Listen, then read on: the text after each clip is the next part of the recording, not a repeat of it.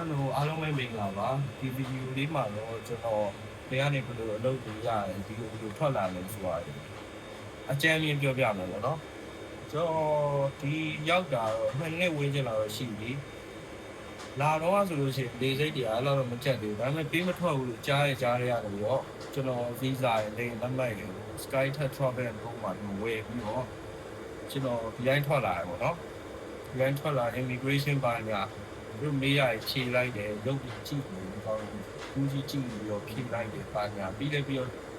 ချောချောဆူဆူပါပဲတရားကျေးဇူးတော်ပေါ့နော်အဲ့တော့လေပေါ်ရောက်လာတယ်ဒီရောက်တော့တိုက်ခန်းငားနေတယ်ပေါ့နော်ငားရအစားတော့ကိုယ့်ကိုယူလာတယ်ပတ်စံပြီးအချူတာစားတော့တယ်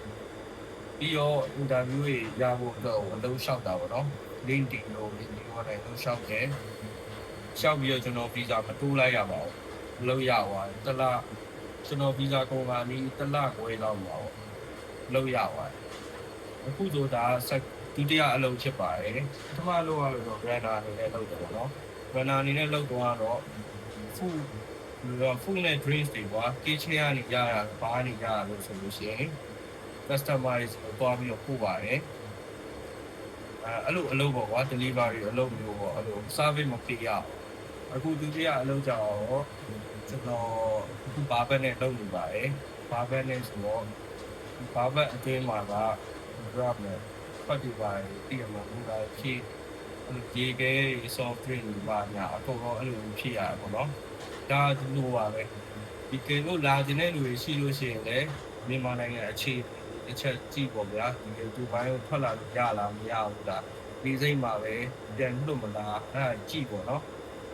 ကြည့်လို့ရှိရင်လာခြင်းလေဆိုလို့ရှိရင်လည်းအဲ့ကျွန်တော်ပြောတဲ့ SkyTrack မှာသွားပြီးတော့ visa ရဲ့နံပါတ်တွေဝယ်လို့ရပါတယ်။ဘောလည်းကောင်းပါတခြားရှင်းပြပါတယ်။ sponsor video မဟုတ်ပါဘူးကျွန်တော်ပြောပြတာဖြစ်ပါတယ်။အဲ့တော့အားလုံးပဲ